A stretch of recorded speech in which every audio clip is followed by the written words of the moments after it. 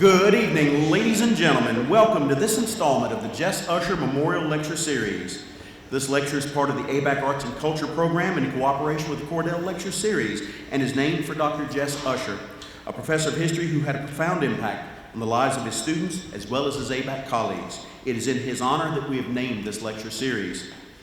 This evening, we have the great good opportunity for wisdom and insight into the life and legacy of El-Hajj Malik El-Shabazz, known more colloquially as Malcolm X. It is entirely appropriate to apply the word icon to this touchstone of the civil rights struggle, a minister, human rights activist, and prominent black nationalist leader who served as spokesman for the Nation of Islam during the 1950s and 1960s. Due largely to his efforts, the Nation of Islam grew from 400 members in 1952 to 40,000 members by 1960. His life and work, and equally so his death, have become the source of artistic and historical inquiry ever since. Abdur Rahman Muhammad is an independent scholar based in Washington, D.C.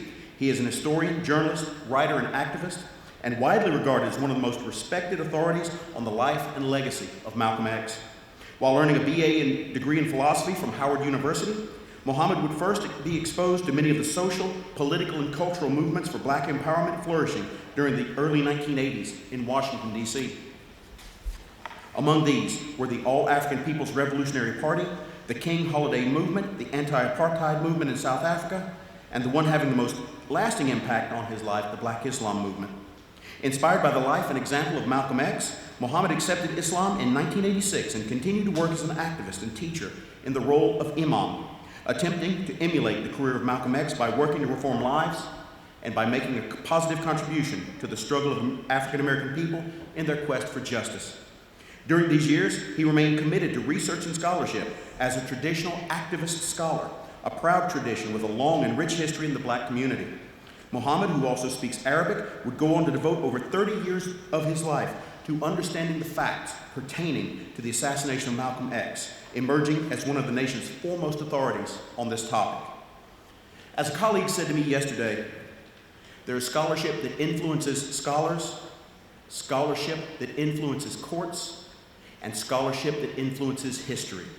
Tonight, you get all three. Ladies and gentlemen, Abdur Rahman Muhammad.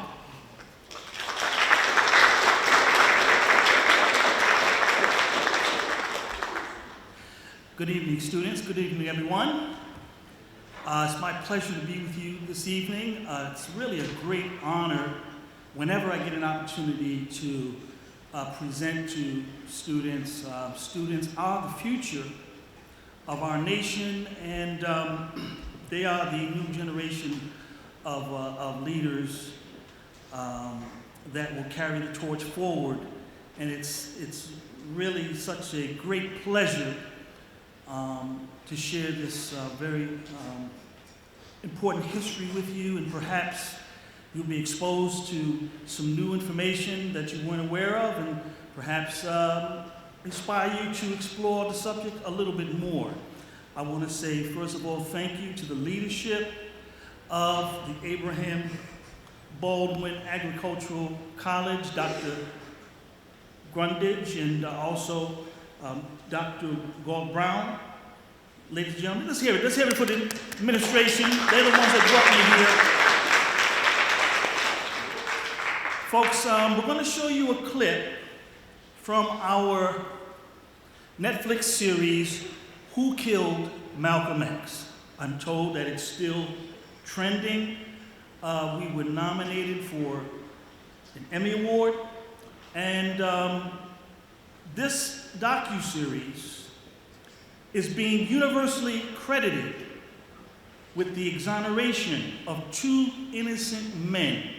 Two men who were wrongfully convicted for the assassination of Malcolm X over 56 years ago now. Both of these men, Muhammad Abdulaziz, formerly his name was Norman 3X Butler, and Khalil Islam, who was formerly known as Thomas 15X Johnson, who is now deceased in 2009. Just last November, as a result of this docuseries, They were not only exonerated for the murder of Malcolm X, but they were awarded $36 million from the city and the state of New York. This documentary inspired the district attorney of Manhattan, Cyrus Vance Jr., to reopen the case, to re-examine the facts of the case, and to, adjudicate it again to determine what is the truth and the facts and the reality of this assassination. So the first clip is going to be the trailer from the Netflix series, and then we're going to show you a follow-up clip of Brother Muhammad Abdulaziz after he was exonerated, that was aired on ABC, Soul of a Nation, all right? And after that, I'm going to come and share some information about Brother Malcolm and about the case and what the facts that led to the exoneration, okay? How's that sound? All right. Now, guys, I want you to know that I thrive off your energy, okay? So don't sit there on a bump on a log, man. You gotta give me some energy, and, we'll have a great time, because I really want to open it up for questions. I want to hear from you all, okay? So that's what we're here tonight. So the first clip, again, is from the series. It's a trailer from Netflix. The following clip was from a year later, after the brothers were exonerated, that aired on ABC. That's on Hulu, by the way, The Soul of a Nation. And then it's only about 7 or 8 minutes total, and then we're going to begin, all right? All right, folks, take it away.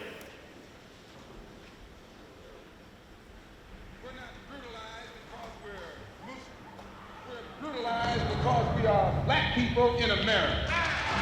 The power of this man's courage to say this stuff, it changed the entire trajectory of my life. He was becoming a figure that transcended the Nation of Islam.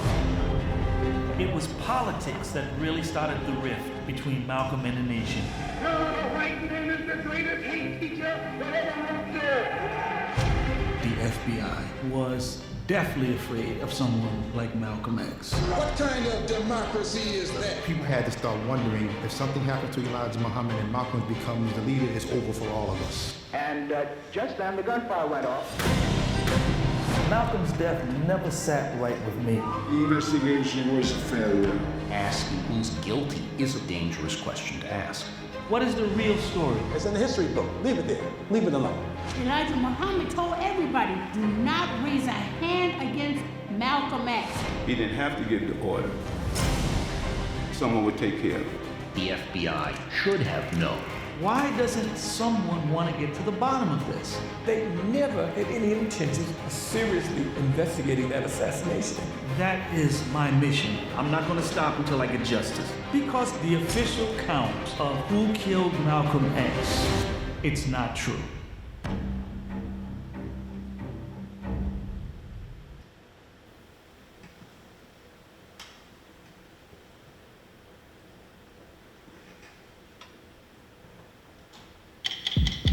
"60 Minutes Malcolm Rewind." X, revolutionary, civil rights leader, firebrand. We invested. Malcolm X was murdered 35 years ago in 1965. Today, the black revolutionary, once feared and misunderstood, enjoys the popularity and respect reserved for leaders like Martin Luther King Jr. The autobiography of Malcolm X was named by Time magazine as one of the 10 most important non-fiction books of the last century. And Denzel Washington was nominated for an Academy Award for his portrayal of Malcolm. He's finally reopened, correcting the miscarriage of justice. We are moving today to vacate the convictions of Muhammad Aziz and Khalil Islam for the assassination of Malcolm X. Nobody was listening. But the world is listening now. Oh, yeah.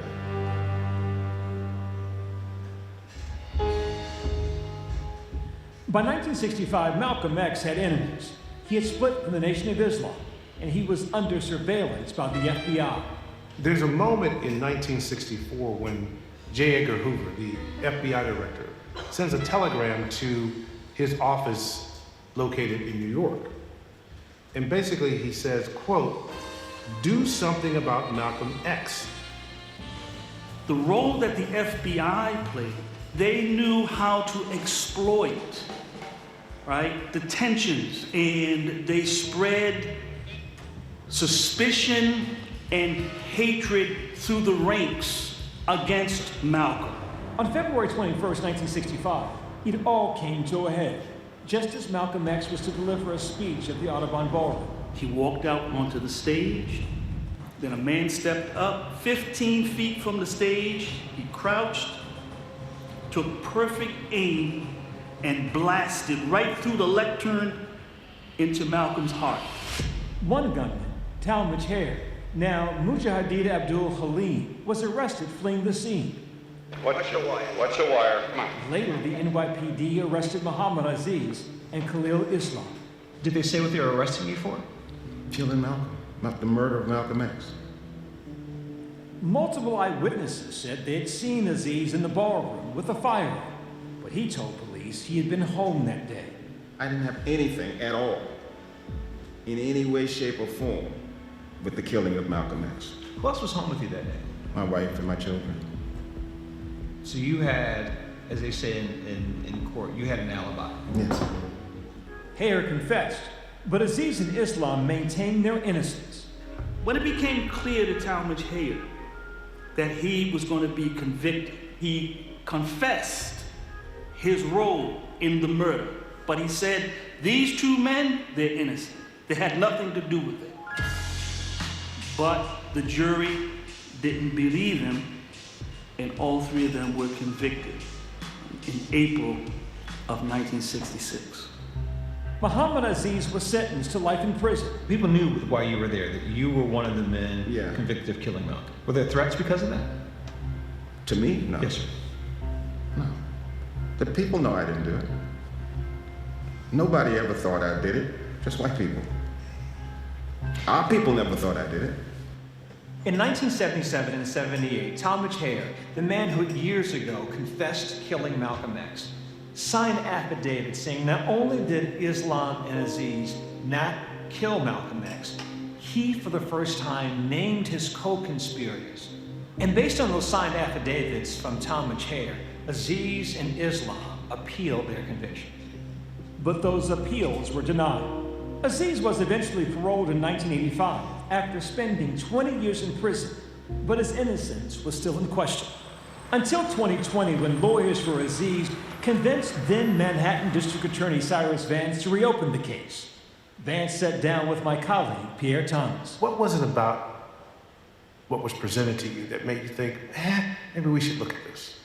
Clearly, the Malcolm X case was, and his assassination was hugely important historically. The amount of information here is like nothing we've ever seen in a wrongful conviction case. The joint team found evidence that the FBI had withheld documents that could have exonerated Aziz and Islam. It appeared to have been withheld intentionally.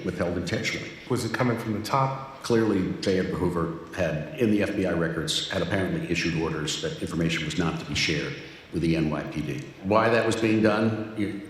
Presumably for no good reason. Aziz's conviction had relied on eyewitness testimony, now discredited. Now we know we had no evidence about what kind of identification procedures actually had happened. Were they done at the standards that we would require today? It's a complete empty notebook on how the identifications were made. Finally, 55 years after Aziz's conviction, exonerated, with his family by his side. Khalil Islam posthumously exonerated as well. We are moving today to vacate the convictions of Muhammad Aziz and Khalil Islam for the assassination of Malcolm X. The joint motion is hereby granted.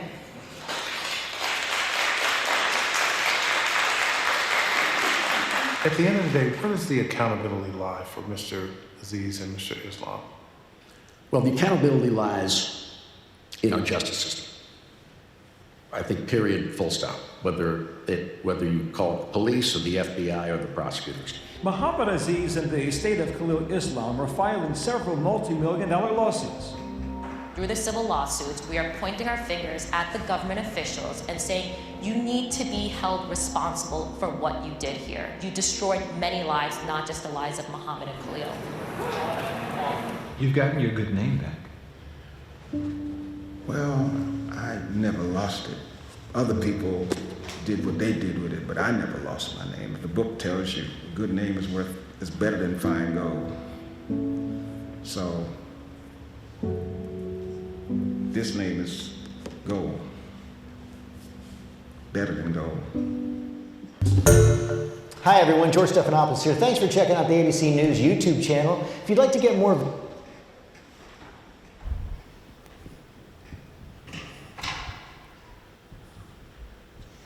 All right, what y'all think of that, huh?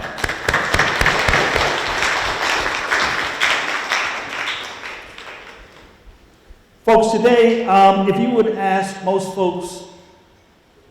people in the African American community, who are the two preeminent black leaders of the 20th century? There you go. That's what you would hear. Dr. King and Malcolm X. Martin and Malcolm. And the thing about it is, they're equally revered and respected. They're both held on the same stature, okay? They're kind of conjoined.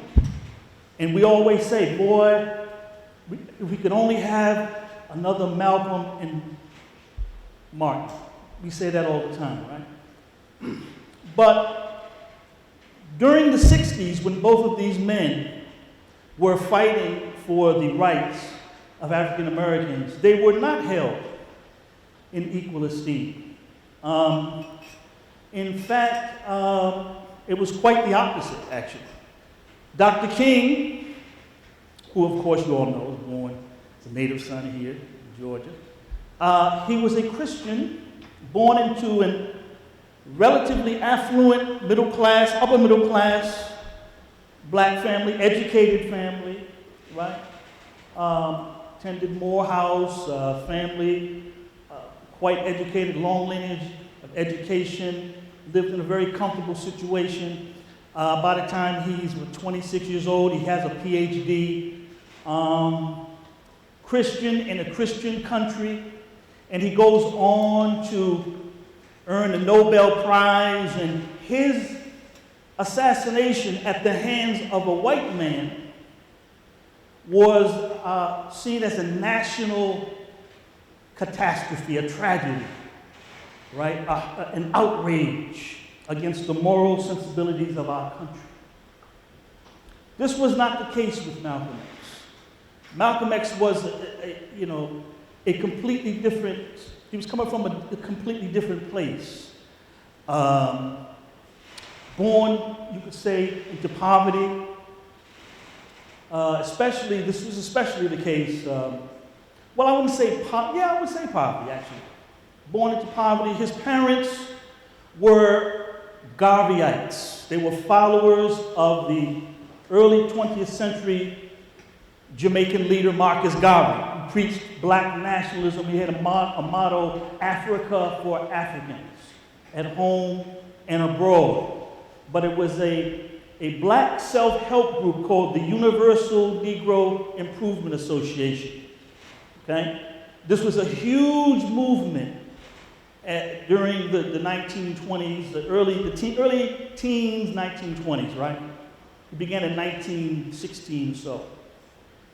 When he comes to the United States.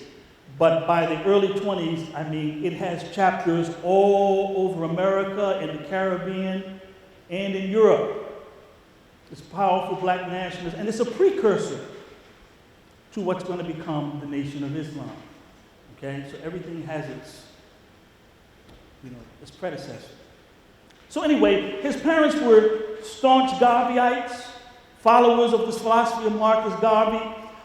His father is also a Baptist minister and a preacher of Garveyism. And Malcolm hears this message of black pride, black unity, black uplift, okay, traveling around to different towns with his father. And sadly, when Malcolm is about 6 years old, exactly 6 years old, his father meets an untimely death. He always believed that his father was murdered by a Klan, Ku Klux Klan type organization called the Black Legion in Michigan, okay? And in fact, I guess I should backtrack a little bit. Malcolm was born in Omaha, Nebraska, May 19th, 1925, okay? But the family's gonna move ultimately to Lansing, Michigan. And that's where Garvey's father is gonna continue, Malcolm's father, by the way, is gonna continue the work of the Garvey movement until he meets an untimely death. This puts a tremendous strain on his mother, who was trying to raise 8 children, and this proved to be unbearable, and she has a complete mental breakdown, which ultimately brings her to the Kalamazoo State Mental Hospital. So Malcolm loses his father and his mother, and he becomes a delinquent. The truth of the matter is he was becoming a delinquent before his mother was institutionalized. He began to steal, sometimes out of hunger, sometimes just out of neglect, just wanting attention. You know, the family started to go awry without his strong father figure there to lay down the law in the family. The family kind of loses structure as his mother is trying to cope during the Depression, raising all of these children without her husband, all these mouths to feed, and as they became teenagers, you begin to see them start to go their own way, and Malcolm starts going wayward, and he becomes a delinquent, and so he's put into foster home. Ultimately, all of the children, except for the oldest 2, are put into foster homes. The mother's in the mental hospital.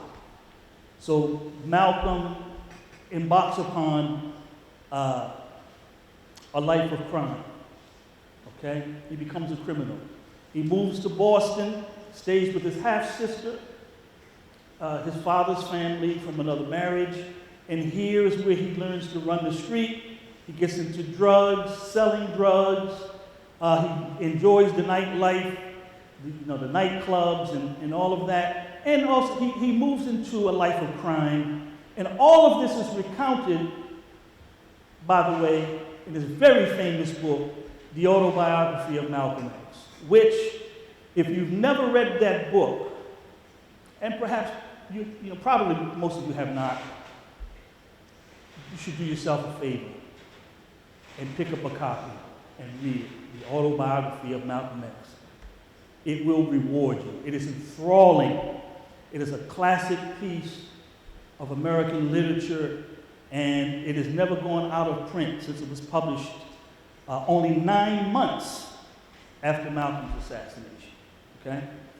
So Malcolm goes to prison, speed things up a little bit, and in prison, he accepts the teachings of the Nation of Islam, okay? He accepts the teachings of this religious, nationalist, religious type group that preaches a very strange version of what they called Islam, all right? Really was not Islam, but that's beside the point. That's what it was called, the Nation of Islam. And it was very similar to the Garvey movement. It's in a sense that it was a black nationalist movement that preached black unity, social uplift, self-help and improvement, and all of that, but it had a religious dimension, and the religious dimension was supposed to be Islam. And it was led by a man named Elijah Muhammad, who was born Elijah Poole right here in Sandersville, Georgia, in 1897. So Georgia figures very prominent in these stories. A lot of these folks, Malcolm's father was from Reynolds, Georgia. Okay, he's supposed to be buried here in Reynolds. All right. So he accepts these teachings and he becomes exemplary. He becomes he rises to become the national spokesman of this movement.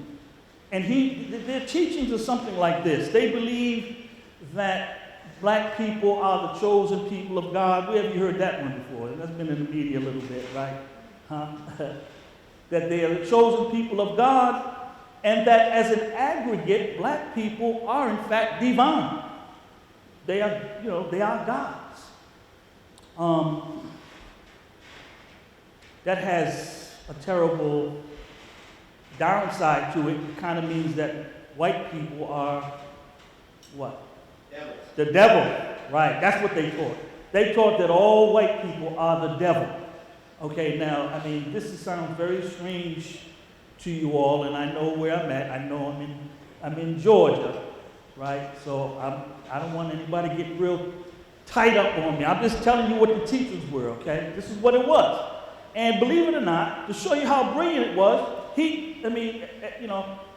as racist as these teachings were, Malcolm gave it a kind of credibility. I mean, he articulated these teachings for 12 years, and he was the leader of the nation, and he was, he was a huge national figure. Now, in truth, you should know that most black people didn't go for this. Okay, black people are Christians by and large. There was a little too much hate in the nation for most black people to go for that. All right, and the proof of it is Newsweek did a survey. Newsweek magazine, you know what a magazine, do they still have magazines? I don't know. I have sometimes when I hear myself talking, I realize how old I am.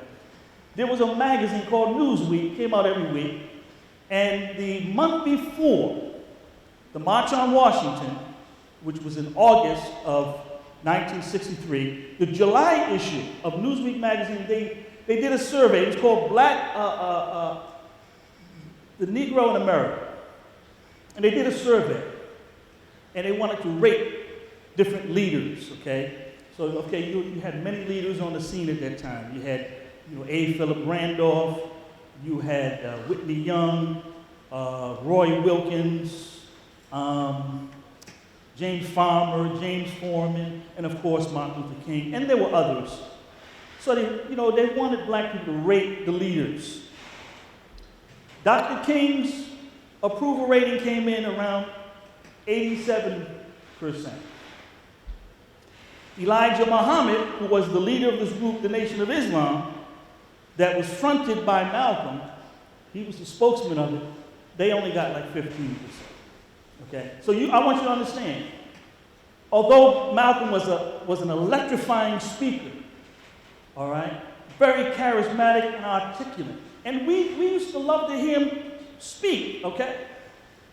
The truth of the matter is, black folk rejected their solution, which was total separation from white America, complete separation of the races.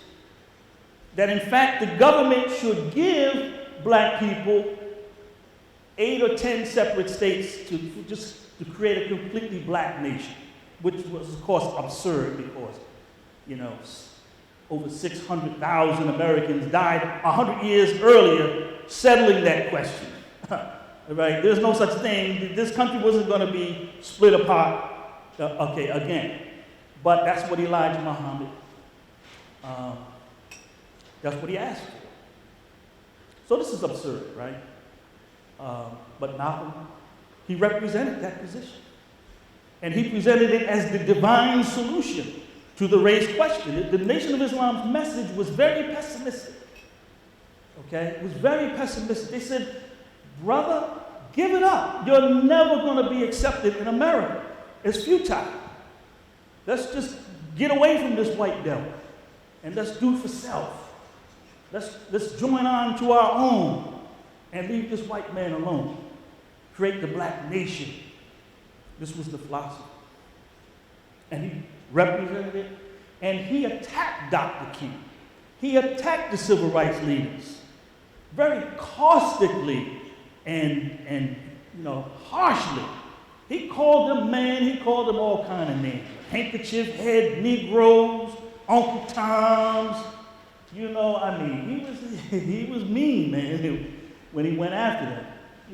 Go back, in the age of YouTube, go back online and look at Malcolm X's Nation of Islam years. There's a lot of stuff there online for you, okay? You can hear him speaking his speech. But the truth of the matter, though, the reason Malcolm is so loved by black Americans. It's not because of these teachings. It's because he reached a point in his life where he rejected those teachings.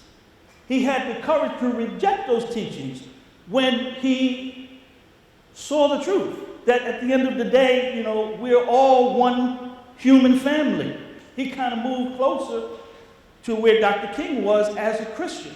This happened, of course, as you know, as a result, or maybe you don't know, of a religious pilgrimage that he took to the holy city of Mecca, where he met with Muslims from all races of the world. He said, I sat down and I ate with men whose eyes were the bluest of blue, and their hair was the blondest of blonde, and their skin was the whitest of white. But I didn't feel that racism. Right? When a Muslim said he was white, it just was a description of how he looked. He said, when the white man in America says he's white, it means he's boss. He said, I'm white, that means he's the boss. He said, but when I went to Mecca, I didn't see any of that. So he comes back to the United States, and he turns on the Nation of Islam. Okay? You should know that there was a great falling out because of these evolving beliefs that when he was coming to see the truth. And before he made his pilgrimage, he broke from the nation. When he came back from when he came back from Mecca,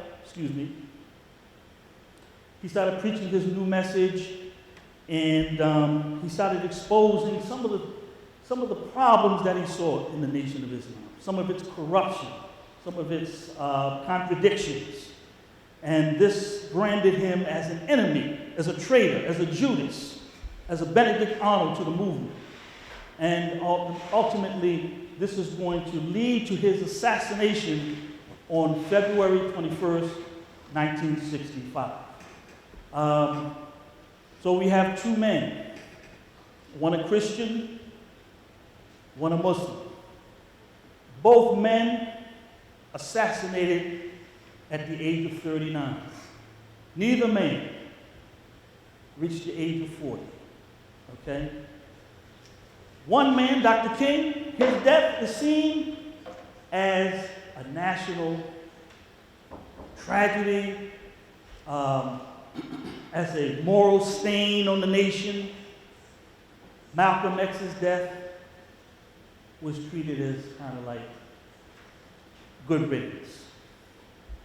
He preached violence, so he died by violence. Most people really didn't understand where he was going. Okay, he said that he doesn't believe these teachings anymore. But by the time he was assassinated, he really wasn't in the media like that anymore. Once he left the nation, okay, and he had his moment in the sun, people had kind of forgot about him. The only way he could really get in the media is he had to say something sensational. Like, we need a mile in America. He had to say something bombastic or shocking. Other than that, he couldn't get any press. You know how people are not trending anymore? He wasn't trending anymore. So when he was gunned down at the hands of his, former followers, it was like, okay. There was a trial. 3 men were convicted. They went to prison, and most people just took it at that, He said that they were going to kill him. He was constantly warning that the Nation of Islam was coming to get me. They're trying to kill me. They were hunting him down. They were following him. They were issuing death threats to his wife. They were calling his home, harassing him. All right? All for telling the truth about the Nation of Islam's corruptions and its sins, so to speak. All right? What were those sins? I might as well tell you. Elijah Muhammad, the leader of the movement, was using his religious position to have numerous relationships with young girls who were his followers. Okay? And he was having babies all over the place. And, worse than that, It'd be one thing if he, accepted the responsibility of these children and acknowledged these children, but he did the opposite. He branded these women as adulterous or fornicators. He brought them up on mock trials. He held trials for them. Scandalized them, humiliated them, and then ultimately expelled them from the movement. Now keep in mind, Malcolm is the face of the movement. Many of these people came into the movement because of Malcolm. So when he started hearing about this, it really blew his mind. It shocked him. And it shook his faith. It really rattled him inside. He didn't know how to process this. That this holy divine man, this messenger of God, Elijah Muhammad, was carrying on like this. He couldn't, he just couldn't square that contradiction. Also, the financial corruption was unbelievable. The way the followers were being shaken down for every dime, just so the leadership could live in opulence and luxury.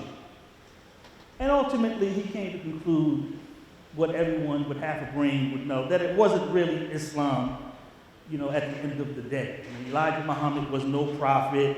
White people are not the devil. Black people are not gods. He rejected the whole theology and the whole program. All right? So when he cast off all of this and when he exposed the corruption in the nation, he was a mocked man and his days were numbered. And this resulted in what happened on February 21st, 1965, that we just saw in the film. Now, in the case of Dr. King,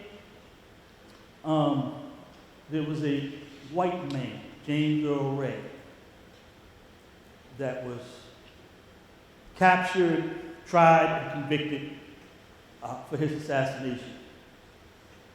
In the case of Malcolm, because it was black men who assassinated him, and it was treated as just another case of black on black crime, so to speak, and you know how that's treated. Most people just let it die, they just kind of let it go away. People didn't really care about it, They caught some men, they had a trial, and that was pretty much what most people thought about. Up until around 1977, 78. That's when one of the convicted assassins who was caught at the scene that you saw, Talmadge Hayer, he filed an affidavit where he revealed the names of all of his accomplices, the 4 accomplices that helped him carry out the murder. He said, these other 2 men that were convicted with me, they were innocent. At the end of the day, nothing became of it. He did television interviews. He really worked hard to try to exonerate these men. Now, why did he take so long to tell the truth? The assassination is 65. Here's 78, 77, 78. He filed 2 affidavits. Why did he take so long? Well, he was trying to protect the Nation of Islam. He was trying to protect Elijah Muhammad. He didn't want to do anything or say anything that would hurt this organization that he loved and he saw as the salvation of the black community. Okay? But in 1975, something seismic happened in its history. And that's when Elijah Muhammad, the leader of the nation, he died. And his son, Wallace Muhammad, who never liked his father's teachings, who never liked this white devil stuff, this racism, who was an Orthodox Sunni Muslim. He completely dismantled the nation. He took it apart. The fruit of Islam and all, he took it all apart. He changed the teachings and he brought the community into the fold of the international Islamic community, the Sunni Islam. And so, with Elijah Muhammad gone, and the Nation of Islam essentially gone, there was nothing for Talmadge Hayer to protect anymore. Keep in mind, when he was in prison, he saw himself as a soldier. He was going to hold it down, for the nation. But when the nation is gone, and Elijah's gone, nothing left to protect. Now, one more thing that I should share with you. This is very important. Very important. When Wallace Muhammad came to the leadership of the Nation of Islam and dismantled it, he himself began to expose the corruption within the movement. Now, this is the leader's son, right? So nobody's going to move on him. So he started exposing its sins. And he started telling the truth about his father, and he confirmed the things that Malcolm was saying about his father. This is 1975, 10 years after Malcolm was murdered. This news is carried into the penitentiary and reaches Talmadge Hayer. Talmadge Hayer, he couldn't believe what he was hearing. You know, I murdered Malcolm X based on a pack of lies. Because these assassins, ladies and gentlemen, they were lied to. They were put together by the ministers of the nation. They were told a pack of lies. They were told that all of these children that Elijah Muhammad was having by these women, that these were Malcolm's children. That's what they were told. You say, Malcolm has all these babies, and now he's trying to throw his filth on the Honorable Elijah Muhammad. You know what they said? Well, you know he used to be a pimp. Those women, those were his former prostitutes. Those were his first converts. And now he had babies with them, and now he's going to lie on the Honorable. Okay, so that's what these young men were told. This was the information they were given when they organized the assassination plot to go kill him.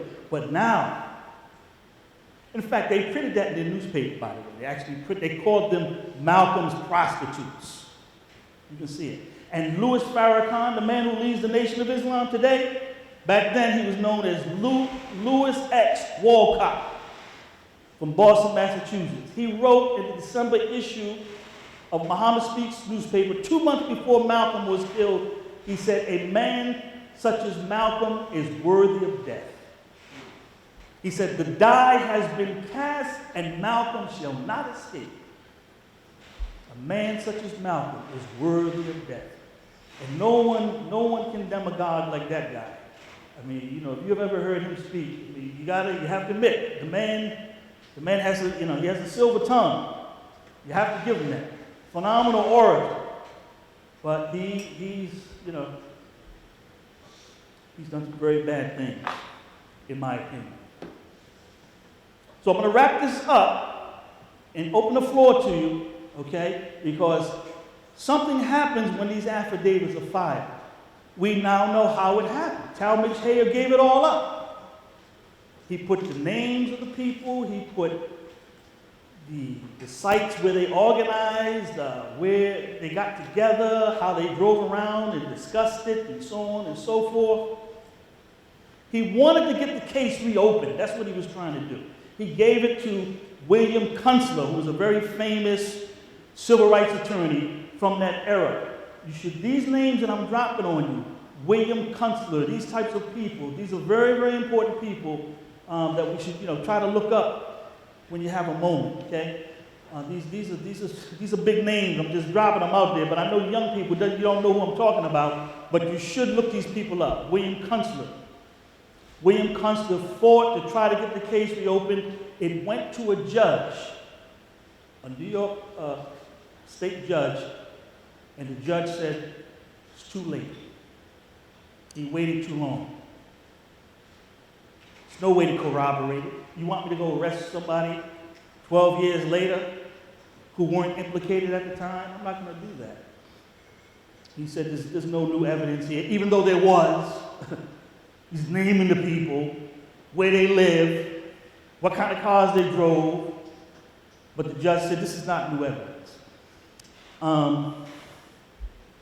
So the long and the short of it is, nothing ever became of that. Talmadge Hayer stopped doing television interviews because all it was doing was hurting his own chances for parole. The people just got angry with him again every time they saw him. She said, I need to stay out in the public. I've tried to get him off, but I've tried to exonerate these men, but nothing's happening. But along comes 20 years later, a filmmaker, a young filmmaker by the name of Shelton Lee. Shelton Lee, who went to school here at Morehouse. Anybody ever heard of Shelton Lee? What does it say? Spike Lee. That's right. That's Spike's real name. Shelton Jackson Lee. Spike now has the rights to do the autobiography of Malcolm X. Right? The movie X, which has just celebrated its 30-year anniversary. I was with Spike in November in New York, where we celebrated that epic film. It's the first time in 30 years it was on the large screen in the theater again. You know, this was in Brooklyn. Spike worked very, very diligently and meticulously on the assassination scene, relying on Talmadge Hayer's affidavit. So when you go online, you can pull it up on YouTube, the scene from his movie of the assassination of Malcolm X, absent any archival footage, actual archival footage, that is the most accurate depiction of what went down that afternoon on February 21st, 1965. And not only that, folks, but that scene stands as a 30-year repudiation of the government's entire case against those three men. So what am I saying here? What I'm saying here is that the government said it was these three men, right? I just showed it to you. They only put on trial three men. They had three men carrying out the whole thing. So check it out. The three men, they have to make the disturbance in the back to distract the people. Then they have to run to the front, pull out shotguns and what have you. Then they have to run back through the people to get out. It's too busy. It's not plausible. But Spike Lee showed it to you the way it happened. Three shooters up front, two men in the back who created a disturbance, misdirection. One man had a smoke bomb. He had a sock with a piece of film in it that he set on fire, right? And Malcolm came out to the rostrum. He said, "Assalamu alaikum." The audience said, "Wa alaikum salam." About 400 people in an Audubon ballroom. Someone in the back said, "Get your hand out my pocket! Get your hand out my pocket!" And he took the smoke bomb and he threw it down. So everyone's turning around. What's going on? What's going on? Malcolm's security detail, who was standing up front, let's say they were standing here, right? What's going on in the back? They run to the back to see what's going on. Leaving the stage open, here's the three shooters right here. And one walked up to the stage 15 feet away, pulled out his coat, a sawed-off shotgun, looked right at Malcolm, and blasted him right in the chest. Right here. A perfect circle right around his heart. Ripped his heart to shreds. And that was ruled the cause of death. Then, I mean, you know what a shotgun can do, the blast. His legs didn't even have a chance to buckle. He just fell straight back, and his head hit the stage, boom. And then these other two men run to the stage, one firing a Luger, the other firing a .45, and they emptied their clips into Malcolm's prone body. The man who fired the .45, Talmadge Hayer, he was shot at the scene. He tried to run out. One of Malcolm's security detail, a man named Reuben Francis, shot him in the leg.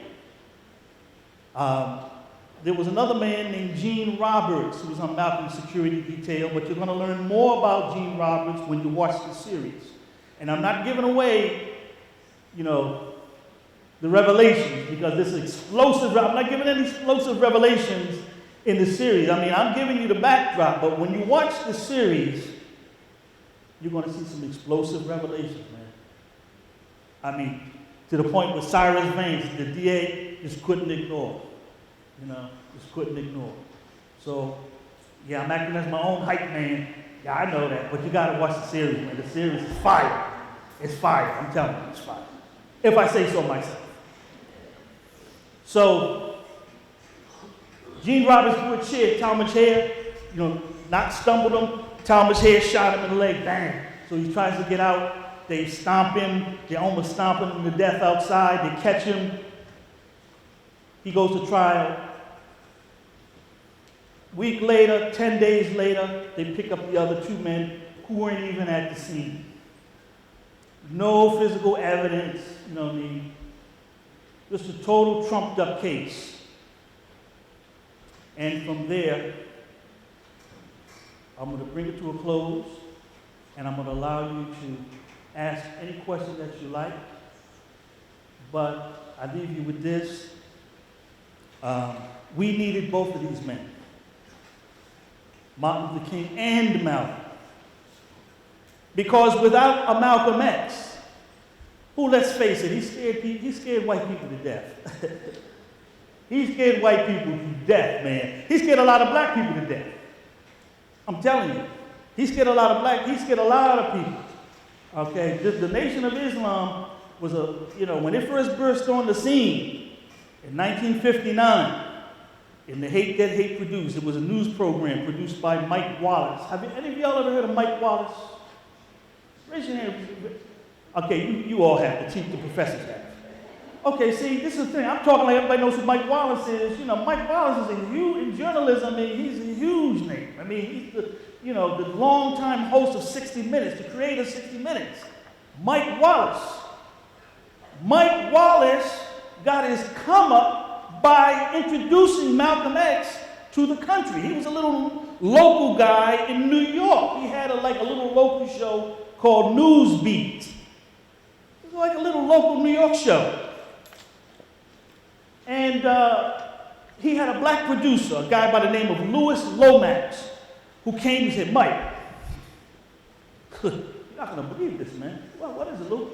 He said, man, there's an organization with tens of thousands of black people. It's all black. And they hate white people.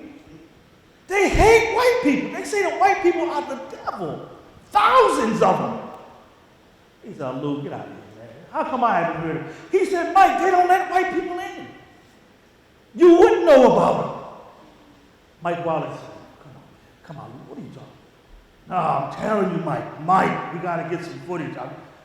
Really? Is that right, Lou? Are you kidding me? There's a group like this? What about chopped liver? Yes, man. They got this one guy, he's real sharp, this guy, they call him Malcolm X. So, okay, well, Mike Wallace said, well, let's shoot it. Let's get the footage. But they're not going to let you in, Mike. All right, well, you get it, Lou. So Louis Lomax, it's online. Go look at it. The Hate That Hate Produced. This is where you first see Malcolm. Man, they show you all this scary footage of the nation, everybody on post, and the auditorium packed with all black people, man, dressed in suits, women dressed with hijab on, and preaching the white man is the devil, and there's Malcolm. Oh, the whole country was like up in arms. It created a firestorm. It's similar to, it's really not similar to, but you know how people are just now kind of discovering that there's black Hebrews, right? Kyrie Irving and all of that, right? That you have, thousands of black people who associate with the black Hebrew movement, right? Okay. Think of it like that, but with only in the pre-internet age, when you only got three television stations and maybe PBS, and okay, it was like that, but no one had ever seen anything like this. And this is the image that the public had of Malcolm. And then over the years, the next 3, 4 years, 5 years, Malcolm rises in the media, and he actually is put on panels with other civil rights leaders, and he's very articulate, very polished. He sounds like a college-educated man. He only went to the 8th grade, right?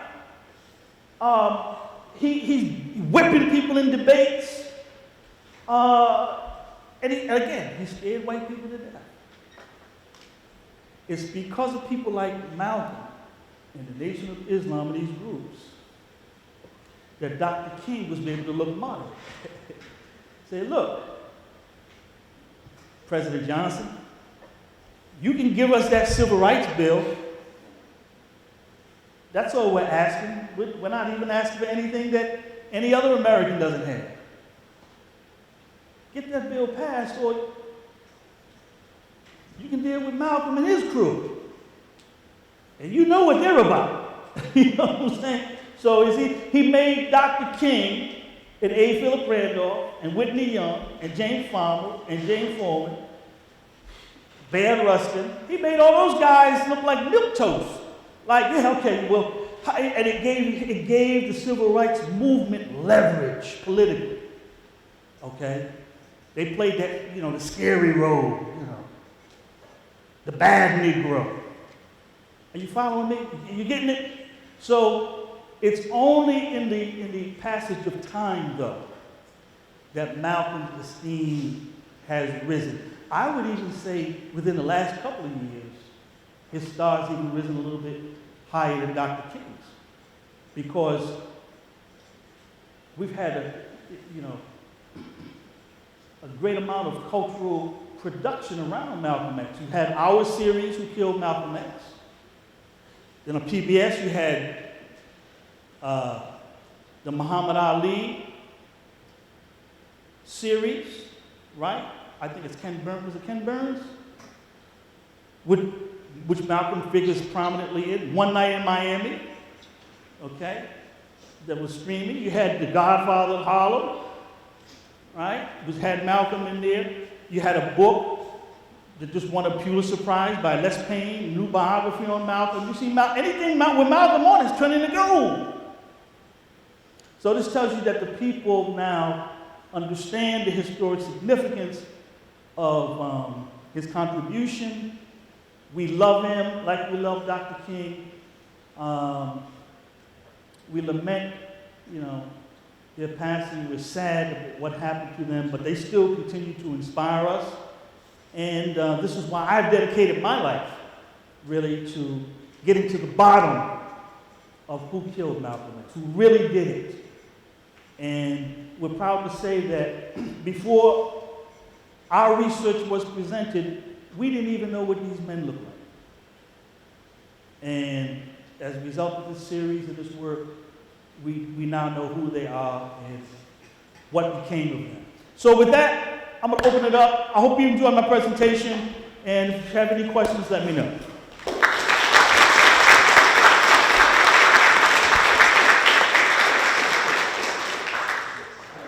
You have one? Has the FBI filed on Malcolm X ever been released? Yes.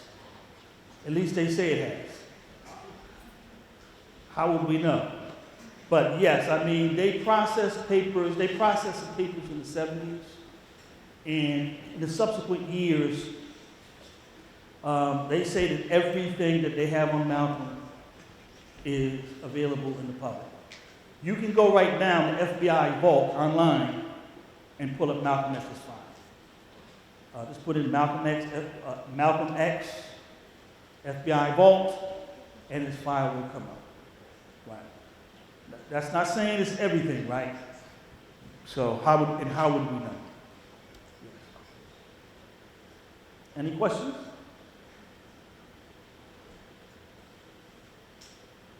Oh man, come on, I gotta get some questions. Okay, y'all are gonna give me some questions. Yes, sister. Come on. Do you think that it would have made any difference on how people view Malcolm X instead of waiting until like 2 years ago to see him more in a federal light if they would have found out, or we would have gotten a fair trial? I'm sorry, your mask. I'm sorry. I'm sorry. It's fine. So do you think that if they would have made a fair trial and actually found out who killed them back then, Malcolm X would have been seen in a more favorable light from, at that time than instead of 2 years ago? I don't think so, not necessarily. Because when Malcolm was assassinated, like I said, he wasn't really in the limelight anymore like that. He was really struggling hard to get people to come hear him on Sunday afternoons at the Audubon Ballroom, you know what I mean? He really had kind of lost the national stage like that, you know. And in fact, the Nation of Islam itself had fallen off. You know, when something's a media sensation, they get a run. So from like 59, 60, around 61, you see a bunch of books coming out, The Black Muslims in America, When the Word is Given, Black Nationalism, all these books are coming out, right? Everybody wants to have Malcolm on the radio show because he's good for ratings. He says, you know, incendiary things, you know what I'm saying? He knows, he's working the media now. He knows how to get a soundbite. You feel me? And he's handsome and he's sharp, you know, he's saying all these things, and, you know. But then he leaves the nation and then people get tired of the nation. It's not a story anymore, you feel me? So by the time he was assassinated, he himself wasn't clear about what his philosophy was. 3 days before his assassination, he gave an interview, and you can find this in the epilogue of his autobiography. A journalist asked him, you know, about his philosophy now that he had left the nation and he called himself a black nationalist. He said, I'm man enough to tell you that right now I can't put my finger on what my philosophy is, but I'm flexible. See? So it takes time to, you know, judge a person's legacy. It takes time. It started happening like in the 80s. In Black America, you know, we've always loved and respected Malcolm. If we didn't agree with his philosophy all the time, right? You had to appreciate this brash young man, you know what I mean, with this powerful oratory, this powerful tongue, you know, who let the white man have it. Okay, yeah, okay, we can't get with the solution, but damn it, he let the white man have it. You know what I mean? He beat the white man up with his tongue, and that made us feel good. So, we've always loved him, but now, you know what I mean, now, what was it, 1990, I would say 99, Malcolm X was on a U.S. stand. Okay, a U.S. stand. That's all of us, right? Black, white, Asian, Hispanic, okay? Showing you that history is the best judge of a person's legacy.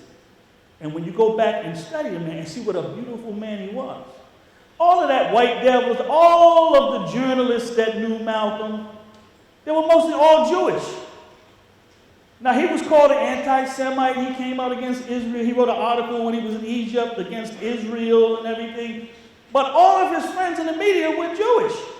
Mike Wallace, Peter Goldman, Herb Kupcinet, David Susskind, you know what I mean? Barry Gray, all these guys, and they loved the guy. You know, and on one-on-one, you know, he was affable, he cracked jokes. He have a cup of coffee and put some cream in it. He said, this is the only thing I like integrated, is my coffee. This is the only thing because he was against integration, right? He cut jokes with them. They all say that. So in some sense, it was kind of a shtick too, you know what I mean? And I'm not saying he didn't really believe in it. He did, but I have to believe that another part of him, that he was bright enough to know, you know what I'm saying, that, this is really not right. You know what I mean? This is not right. This is not right. You know, I mean, it's hard to carry that kind of hate, man. You know, hate is a hard thing to carry. You know what I mean? It's a hard thing to carry. And he felt better. He felt better, and he knew that he erred. And he said, you know, he wouldn't apologize. He said, I'm not going to apologize for my error, for erring, until the white man apologizes for what he did to my people. So I'm not apologizing. But he said, if I'm to be remembered for one thing, I want to be remembered for being sincere. He said, when I was in that, I was sincere, but I was wrong. I was sincerely wrong. But I'm not with that anymore. You know, so judge me on this. And we have judged him for that. And he ended up on the U.S. stand. All right. Any other questions? Yes. Then I'll take yours, okay? Yes. Specifically, I remember the King family had run a case that I think the Supreme Court found that the man who was accused of murdering Mr. King had actually been innocent or declared innocent by the court. I was wondering. You're not going to get me talking about that. That's a really James Earl Ray.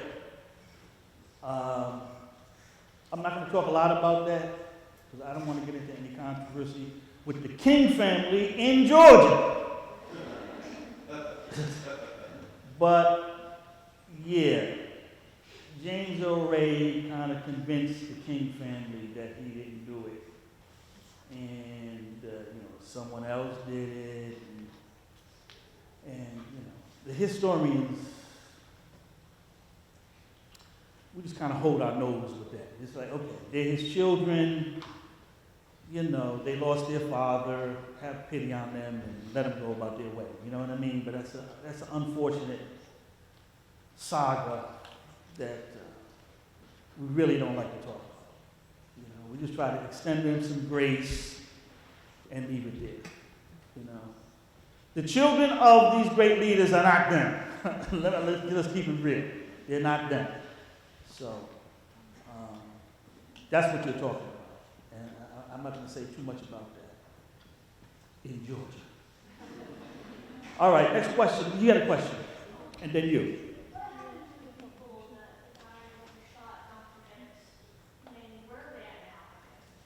Okay. I'm not going to completely answer your question because I want you to see the series. A lot of that kind of question is answered in the series. All right? But I will tell you that the man who filed the affidavit, at that time his name was Talmadge Hayard, Talmadge X Hayard, because in the Nation of Islam they got rid of the surname. He was Talmadge X Hayard. When he was in prison, when he embraced Sunni Orthodox Islam, he changed his name to a Muslim name. And for decades now he's been known as Mujahid Abdur Halim. He served 20 years in prison. Locked down in the prison. And then another 20 years in like a kind of a work release program where he would be allowed to be out during the week, but he had to go back in on the weekends. He had to do that for another 20 years. So he started another family and all of that. And, I've had a chance to talk to him, and he's very remorseful for what he did. He has been. He got a master's degree when he was in prison in sociology and understanding, like, cult mentality, all right, and mass movements and whatever. So he has a master's degree in that. He told me, hey, what was I going to do with all the time? I had all this time. I had to do something with it. But he has been a model citizen since this thing happened. He has never gotten so much as a traffic ticket. He won't even jaywalk, okay? And he has spent his entire life trying to redeem himself. And, what you should know is that he really feared for his soul. You see, because in the Nation of Islam, they never believed in an afterlife, okay? Like, Christians, they believe that when you die, you be resurrected, right? Or you go to heaven, right? Or you go to the other place. Hell. Muslims have that belief too. Muslims believe in the paradise, right? Or hellfire after you die. The Nation of Islam has no such belief. They never believed in an afterlife. They believed, Elijah Muhammad taught his followers, that heaven and hell are two conditions on earth. So we have money, friendship, we have money, health, friendship in all walks of life, a fine home, you're in heaven. And when you're broke, naked, and out of doors and have no friends, you're in hell. And who is it that's giving you that hell, black man? It's that white devil. See, he teaches you, brother, to wait until you die to get your heaven in the sky. Meanwhile, he got his heaven on earth. He teaches you got to die to go to heaven, while he got his heaven on earth. Put you in there. That's how they respond. So there was no afterlife, right? Now, when Wallace Muhammad, remember I told you Elijah Muhammad's son, became a leader. He brought the people into the Orthodox belief, the new creed. And he introduced this belief in an afterlife and the torment of the hellfire. And the Quran teaches, the book of the Muslims, the worst crime you could commit after like blasphemy is the murder of a brother Muslim. It says the curse of God is on you. And you will roast in the fire. Right? So now Talmud Hare reads this with this new understanding. Understanding that he was lied to, you know what I mean? That he killed Malcolm based on lies. And he had a complete nervous breakdown. He completely broke down. You feel what I'm saying? He like, am I going to die and go to hell? You know what I mean? He called in the prison imam. This is when he really went into overdrive to get these men exonerated, okay? Is when he had this religious crisis, this emotional crisis. He called the prison imam. Imam. He was crying. I mean, he was like, am I going to go to hell for killing Malcolm? Am I going to go to hell? You know? What can I do to get out of hell? And the imam said, God is merciful, Allah is merciful. You try to help these brothers who, they didn't do it. I'll do whatever I can do. And that's when he, you know what I mean? He gave it all up to try to save his soul from being damned in the hellfire. So there's that's how I know, by the way. See, the way I'm conveying, I'm a Muslim myself, right? And understanding the way Muslims think is why I was able to get certain breakthroughs in this story, Because someone would say, how do you know what he put in the affidavit is true? No, when you understand the fear of the hellfire, you hear what he went through, I know exactly what he went through. You know what I mean? That experience. And he's not going to lie about that.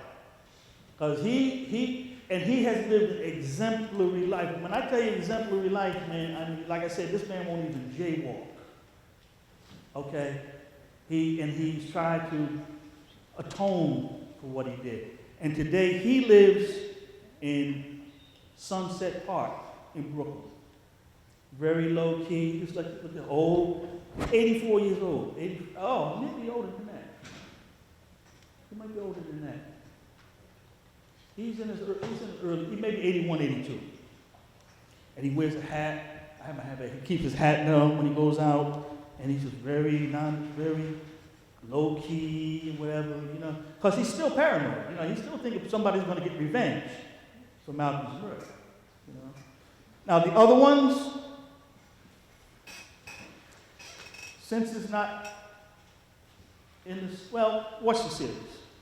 Watch the series, and you'll get some of the answers to your questions. What became of those other men, I actually have a book coming out too, where I'll lay it all out, all right? But most of your questions will be answered if you watch the series. Now, who had a question? Yes, ma'am. By the way, what's your name? Yes. Maya. Okay, Maya. I should ask your name. Okay, go ahead, Maya. In the trailer, you have the statement that this has been your life's works, and it led to the substantive conclusion of the exoneration of the two men accused of the murder of Malcolm X. So, as a former historian on the subject, where do you think your expertise will take you from here? The sophomore album, right? What's the sophomore album is always okay, let's see. Okay, we solved the Malcolm X murder. What's next? Let me see. How do you beat that, man? Jimmy Hoffa. Somebody said Jimmy Hoffa, man. That's a very good question. I think that's actually, that's a very good question, because when these men were exonerated, right, I broke down in complete tears, you know what I mean? Like, I had never taken a moment for it to hit me. The whole thing, that I was so, like, in such dogged pursuit all those years to try to get some kind of justice, right? And then once it got acknowledged, it hit me, man. I was emotional, right? You know what I mean? I was really emotional. I mean, to think about what comes next, let me compose myself and think about this moment. It's only been, just a couple of months since they were awarded $36 million. Can you imagine that? Can you imagine being 84 years old and, okay, so he get half of that, 84 years old and you get, what is it, 18 million just falls in your lap? But you know what? I bet he'd tell you though, if you could keep that 18 million, give me back my 20s. Okay, because he had like 27, 28 years old. He had 5 children, And the other brother, Khalil Islam, died in 2009. And back then, there was no dream of any documentary. There was, I don't even think Netflix was invented then. There was no dream, I knew him. And his situation was very grim at the end. He was broke, he was sickly, and he was trying to clear his name. And I didn't have the heart to tell him, his brother, I don't think you're going to live long enough to see it. I felt that. I didn't tell him that. But I'm the one that told him the identity of the man who committed the crime that he was convicted of. He didn't even know. I'm the one that told him. And then he investigated it, and he called me and he said, "Hey, brother, I sent on my investigators, and everything you told me, man, checked out, brother. I want you to know, man, it's not going to get back to you, brother. But yeah, man, bro, I just want to appreciate that. And, you're good, brother, man. Alhamdulillah, may Allah bless you, brother." I said, "Alhamdulillah, brother, no big, yeah." But wait till you see the series. Wait till you see the series, and then you'll see just how egregious that conviction was. I mean, the judge, when she exonerated these brothers, she was so embarrassed. Like, how did this, I wish I could do more for you. This is so outrageous. You know what I mean? What they did to black people in those days, ladies and gentlemen, I love this question. Man, why are y'all so mad all the time? Well, you could just be picked up, and put a murder case on you and serve 20 years in prison for a crime you didn't commit. You'd be mad too, and it could just be arbitrary. It could just be, grab anyone, any one of them will do. That's how they were getting down back then, man, So, I don't know that they're not getting down like that now, but I'm going to stay, I'm positive. I'm a positive. Things have improved so much, man. This is not, guys, let me tell you something. I know I'm on a college campus. This is not circa 1965 anymore, okay? We've made a lot of progress, okay? We've made a lot of progress as a country. So stay positive about the country. Don't feed into a lot of the negativity and a negative depiction of your country. This is not a bad country, okay? It's not. Okay, and the people that say that have never been to other countries. Okay, ask Brittany Griner. Okay, I'm saying she wasn't saluting the flag. The country's so racist. Blue, misogyny, blue, patriarchy, blue. Singing a different tune over there in that Russian prison, wasn't she? With a little weed juice, 9 years.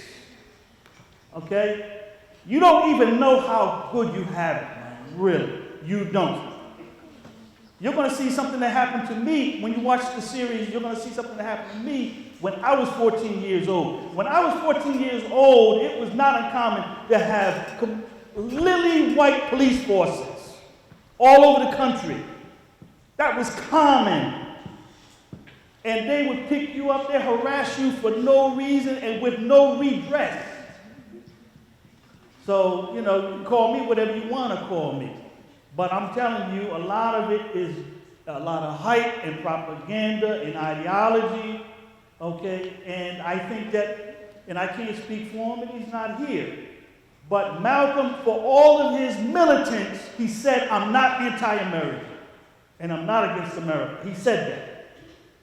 Okay, he was just trying to make America better. And that's why, his star has risen. And that's my speech. Okay, you don't have to agree with me. You don't have to agree with me. But the truth stands out. The truth stands out. Next question. Yeah. Were there any serious riots that happened nationwide ever since Malcolm X's death? Riots? Yes, sir. No, not really, no. And in fact, it was feared that Harlem would blow up, right? But it didn't. What did happen, though, was 2 days later, the mosque, the Nation of Islam mosque on 116th Street, where he was once the minister, it was like, I guess, firebombed, right? It was gutted, went up in flames. And there was retaliation. I mean, bodies did drop, all right? And I can't go too much into that, but I do know, there was retaliation. Malcolm people got some, the nation got some. There was, some street justice going on. But in terms of mass riots, like what happened with Dr. King, no. And see, and that kind of show you, Malcolm was nowhere near on the same level as King at all. You understand what I'm saying? Not at all. The country didn't see him that way then. He was seen as like a malcontent, a belligerent,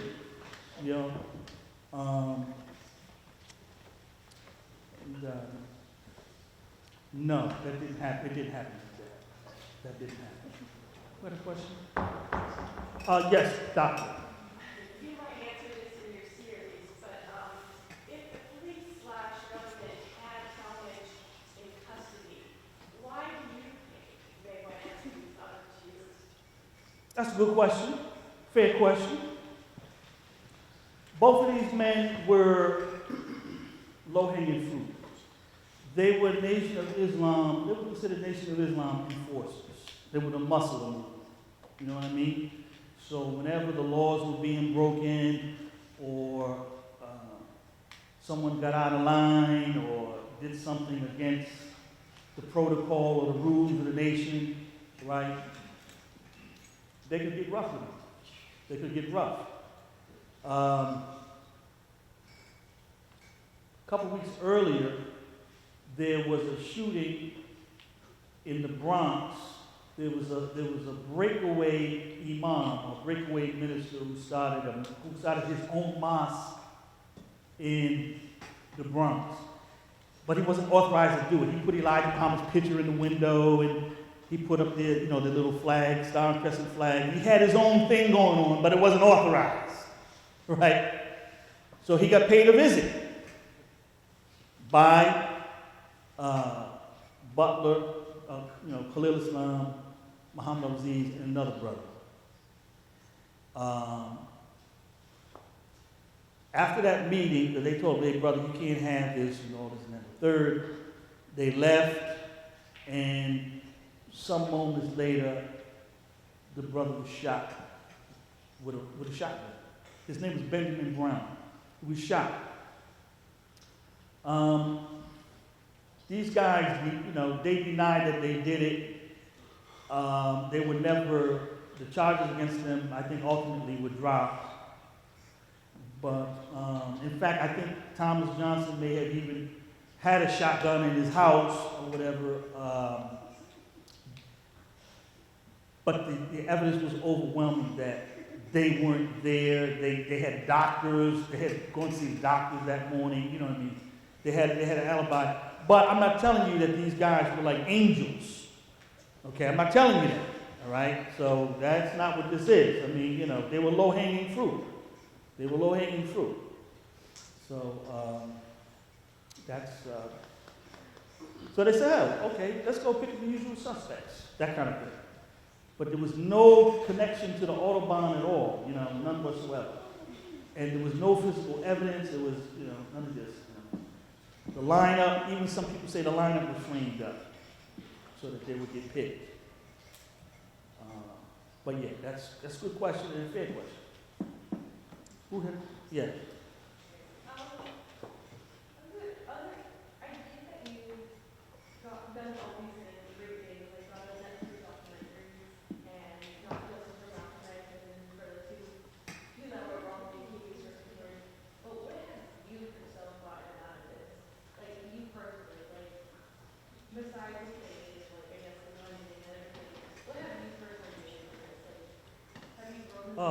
Just a deep satisfaction.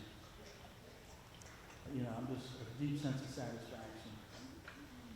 Because the issue kind of grabbed hold of me, you know what I'm saying? Like, I was first exposed to this when I first went to college in the early 80s, you know. Okay, 1980, if you have to ask, all right? And it was at that time that Talmadge Hayer was doing interviews. He had just filed those affidavits in like 77, 78. But by 1980, 81, when I was a freshman, he was still doing interviews.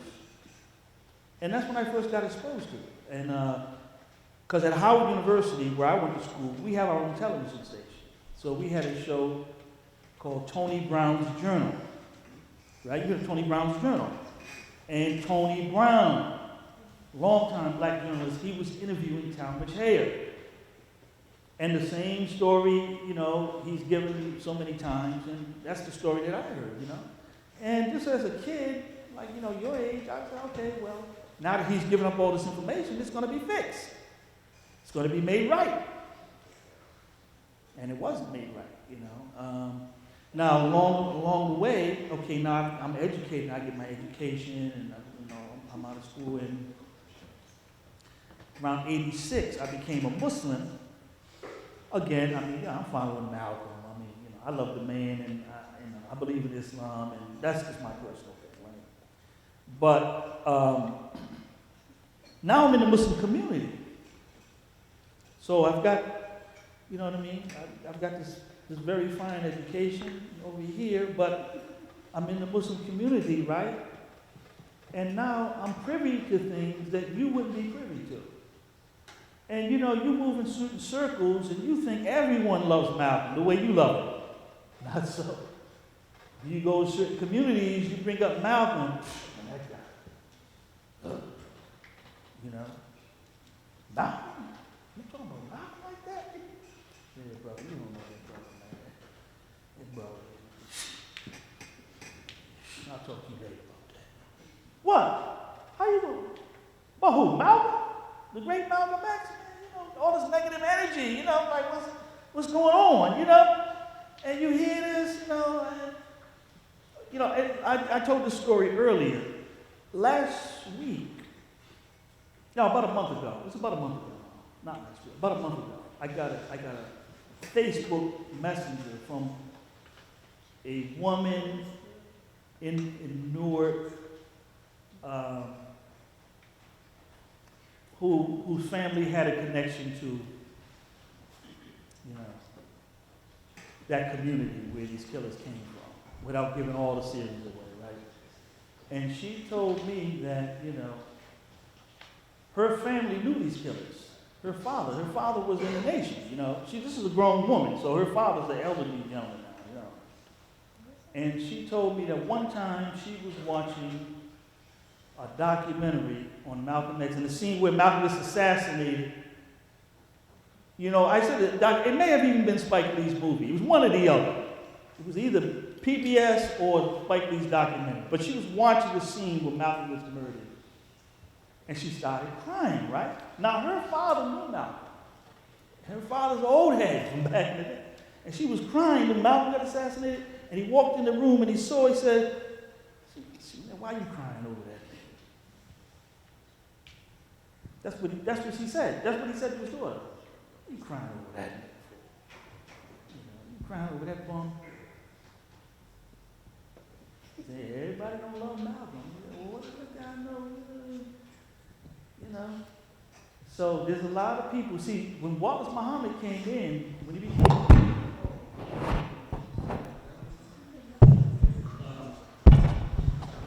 when Wallace Muhammad came in, one of the things that he did was he restored Malcolm's good name. You see, when Malcolm was assassinated in 65, Elijah Muhammad lived another 10 years before he died in 75. During that 10-year period, when Minister Farrakhan took Malcolm's position in the nation, the official orthodox position of the Nation of Islam was that Malcolm X died a hypocrite. That was their dogma. Like if you were a Nation of Islam minister one Sunday and you didn't prepare a sermon, you could always go in your desk and dust off the Malcolm the hypocrite sermon. Okay, it was official doctrine. Now, after 10 years of preaching that, remember, Farrakhan got Malcolm's mosque in number 7, in Malcolm's own rostrum, his own pulpit, preaching Malcolm the hypocrite. Wallace comes in 75. He restored Malcolm's good name, and he named the mosque after Malcolm. So if you go to 116th Street today, it's not Muhammad's Mosque number 7 anymore. It's Masjid Malcolm Shabazz. And that was too much for Farrakhan to take. And he said, I'm out. I'm not going to praise that hypocrite. You know what I mean? He gave him about another 2 more years, but he bounced. That was just really, that was more than he could take. You know what I mean? That shows you the hate. That shows you the hate that's in that man's heart. He comes, he goes on television, and I'm, by the way, I'm one of the few people who will speak like this.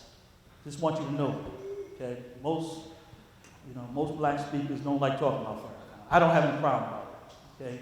Because he'll go on and speak with forked tongue about how much he loved Malcolm. He's so sorry that he got murdered, blue. And then you see him in another speech, and he'll say, and if we dealt with Malcolm like a nation deals with a traitor, what the hell is it of yours? So he's got a forked tongue when it comes to Malcolm, but he got a lot of hate. He's got a lot of hate in his heart, still to this day for Malcolm. So let him soon. Next question. Did I answer your question? No, I didn't really. I don't know what to do. I don't know what comes next. Honestly. Gang, we're at an hour and a half, so let's try maybe one more question. Yeah, one more question. Right. Because some of y'all got 8 o'clock classes. Some of us got 8 o'clock classes. Yes. What is one lesson we can learn from Malcolm X? What's what? What is one lesson we can learn? Oh. This is good as students. Be curious. Be curious. Malcolm was self-educated, essentially. You know what I mean? If you read his autobiography, you'll see that he was an autodidact. He was a voracious reader, and he literally moved through every single word in the dictionary and copied each definition out by hand. He said he'll never forget the picture of the aardvark, the first word in the dictionary, A, right? What V-A, I don't know. But he said he remembered that, okay? He educated himself. He made himself, available to knowledge. And he was curious. He joined the debate team, and he said it's amazing, man. He said you can get hardened convicts to debate things like, is formula better than natural milk? And stuff like that.